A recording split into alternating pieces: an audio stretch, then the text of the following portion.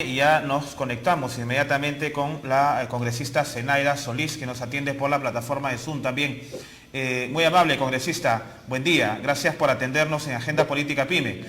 Yo quería primero que Buen día. usted nos pueda comentar, ha sido un voto de la bancada del Partido Morado, también bastante ordenado, a favor de darle la confianza al gabinete del señor Cateriano, pero en las últimas horas han habido una serie de, digamos, declaraciones de parte del señor Cateriano sobre presuntos chantaje político, intereses subalternos en el tema educativo.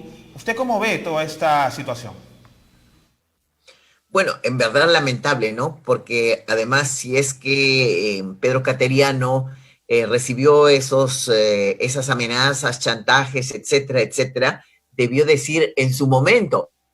Ahora, cuando ya salió, ha perdido los reflejos políticos. En verdad, me parece sumamente serio hacer este tipo de acusaciones. En un momento más, Manuel Merino de Lama, el presidente del Congreso, va a hacer una conferencia de prensa. Yo espero sinceramente que aclare el tema, porque está muy mal que se diga que lo conminó a que sacara al ministro de Educación para llevarse el voto de confianza del Parlamento. No le corresponde. Eso tendría que haber sido así. En verdad, la presentación de Cateriano no ha sido la mejor de un gabinete, todo lo contrario, ha sido una presentación ampulosa de 3 horas y media para decir muchísimas cosas y no decir lo que tenía que decir. Concretamente, que en este último año del gobierno de Vizcarra, lo que le corresponde hacer es luchar contra el coronavirus, luchar contra la crisis económica, contra la relación laboral de tanta gente que se ha quedado sin trabajo. Y sobre eso, muy pocas líneas, en verdad. Fue muy disperso y ajeno el mensaje. ¿Por qué, en mi caso, por qué la bancada morada le dio un voto de confianza? Porque pese a todo eso, creímos que en la gravedad de la hora actual, pensamos que no era el momento de ponernos exquisitos, de ponernos a preguntar si el premier podría o no podría desarrollar un plan estructurado hacia fin de año, porque queríamos evitar una nueva crisis. Ya tenemos crisis económica, crisis sanitaria, queríamos evitar la crisis política, que desgraciadamente pues no la pudimos evitar, porque otros no entendieron que había que hacer lo mismo y no le dieron el voto de confianza. Señora Solís, es una lástima escuchar las declaraciones de algunos congresistas que dicen esta es una respuesta política que le queremos dar a Martín Vizcarra. Pareciera una competencia eterna entre el Congreso y el Ejecutivo. Preguntarle también cuál es su perspectiva al respecto, ¿no? Y cuál considera usted como peruana, como mujer, como representante de un partido político, que van a ser las consecuencias y los que van a pagar los estragos somos nosotros, la población. En verdad es una posición un poco tonta eso de queremos darle una respuesta o que se merece esto, etcétera, etcétera. No, el Congreso no debiera estar en este tipo de cosas. Y de hecho no lo sé, no sé si esté haciendo esos planteamientos.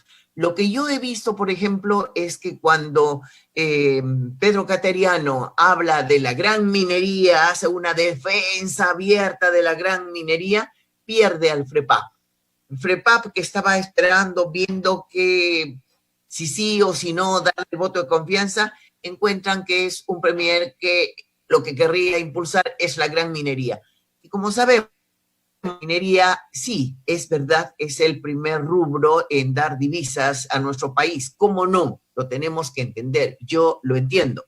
Pero yo tampoco quiero una minería sucia, una minería predatoria, una minería que haga que los pueblos donde se explota la mina deje o queden allí cerros inertes después de la explotación minera y poblaciones empobrecidas. Tampoco quiero eso. En el mundo ya no se hace, en el mundo se hace una minería responsable de participación de las comunidades de la riqueza que les pertenece. Entonces, nosotros con mucha conciencia, tenemos que ir hacia eso. La verdad es que Cateriano no habló de eso, sino todo lo contrario, ¿no? De que la gran minería era tan importante que había que impulsarla. Quizás estaba pensando en la reactivación económica, pero en verdad no fue la mejor manera. ¿Usted consideraba de que quizás Pedro Cateriano no abordó los temas que ya habían planteado en una reunión solo con el Partido Morado? ¿Qué le faltó? Ustedes, a pesar de ello, sí han votado por evitar la crisis política que ya estamos viviendo, pero ¿qué opinión le merece? O sea, ¿qué sintió usted con este pronunciamiento de Pedro Cateriano? No, el presidente del Consejo de Ministros no tenía que ir a aceptar todos los temas que ha hablado con las bancadas. El gobierno tiene sus planes, puede escuchar, puede tomar algunas cosas y puede decir que respeta la posición de los demás, inclusive cuando no vaya a desarrollar nada de lo que se le ha planteado. Para empezar, yo creo que no escuchó nada. Se reunió con todos, pero no escuchó nada. Si hubiera escuchado, solamente si hubiera escuchado a las bancadas, se habría dado cuenta por dónde iban las preocupaciones. Y las preocupaciones de todas las bancadas, por la crisis, por la muerte de peruanos en la puerta de los hospitales obsoletos que tenemos en todo el país. ¿Cuál es la estrategia para evitar que más peruanos sigan muriendo por coronavirus? Ese es un tema del que no habló y era el tema más importante para todos. En todas las bancadas, la gente que fue hablando luego, todos le fueron diciendo, en mi pueblo esto pasa, es así, esto así, etcétera, etcétera. Entonces, no sé por qué no lo tomó en cuenta. Fue, en verdad, desafortunado. Bueno, congresista, mire, hay no les escucho, en verdad no los estoy escuchando bien. Sí, ¿ahí me escucha bien? No, es muy, muy bajito estoy escuchando. Yo tengo ya acá el total de mi volumen. Bueno, vamos a tratar de levantar un poco la voz. Lo que le quería consultar era lo siguiente. El 40% de los peruanos cree que el actual Congreso es igual del que se ha disuelto. Usted es parte del actual Congreso de la República. ¿Qué opina? ¿Qué quiere que opine? ¿Qué puedo opinar? ¿A usted le parece que eso es así? Bueno, se les acusa de hacer leyes sin sustento técnico, ¿no? Muchos están compitiendo también para las elecciones del 2021. Y continúa la competencia. El anterior Congreso blindaba a gente complicada con la corrupción. El anterior Congreso tenía una mayoría de una sola agrupación abrumadora y por esa mayoría votaban lo que querían como querían. Hoy día no, hoy día no. Hoy día sí pueden haber leyes populistas, poco estudiadas, seguramente, porque la gente que está en el Congreso hoy día es gente de todo el Perú y es un Perú en 130 personas. Entonces, hay gente preparada o preparada, gente nada preparada, pero gente que de todas maneras representa a un sector, que es el sector que la o lo eligió. Por lo tanto, no me parece que sea justo hacer esa comparación. No estoy sacando cara por ellos, también sé que hay algunos que tienen unas agendas personales que ya han sido publicados y todo se ha conocido, pero es injusto decir, este Congreso es peor que el anterior. La prensa, y yo soy periodista, pero en general la prensa maltrata a la política y hace que la gente sienta que la política es basura, que es lo peor. Y entonces, después, resulta que todo es basura. Y no es así. Hay esfuerzos puntuales de gente que hace lo mejor que puede. También hay de los otros. Pero no es que, este Congreso es peor que el anterior. Pero esta decisión que ha tomado el Congreso ha defraudado a la población.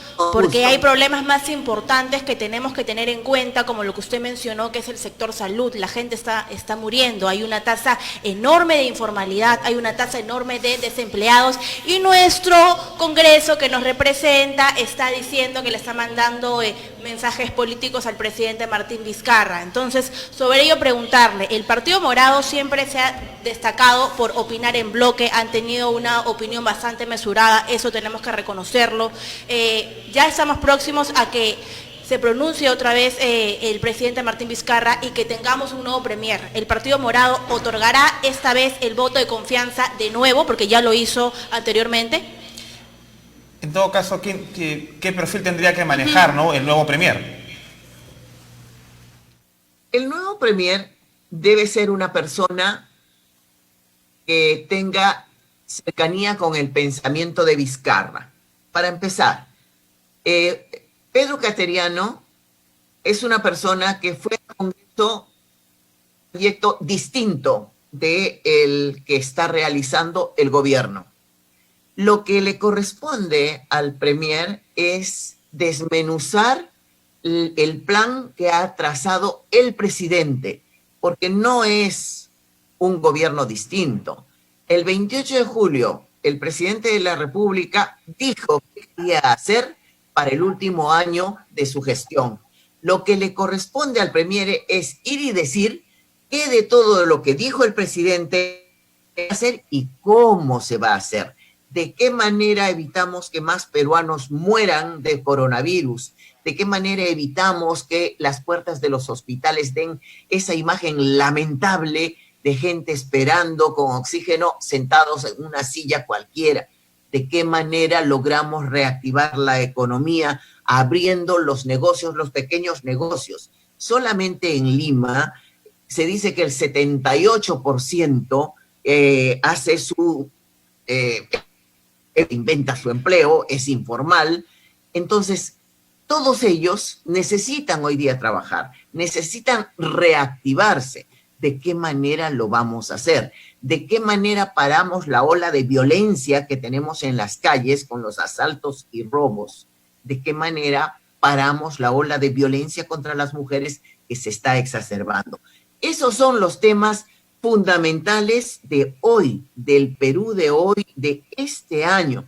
Y a lo largo de muchas horas, luego de la presentación de Cateriano, también se lo fueron diciendo, cada uno de los congresistas se lo fue diciendo. No es que los congresistas estén ajenos a la situación, los congresistas están viviendo su drama, cada cual, el drama de su pueblo, por ejemplo, de su hospital, de su situación puntual, del sitio al que representan. A mí eso tiene que entenderse. Muchísimas gracias, congresista Zenaida Solís. Realmente el tiempo es muy corto porque había otro tema adicional, pero hemos invitado a un panel de parlamentarios muy amable.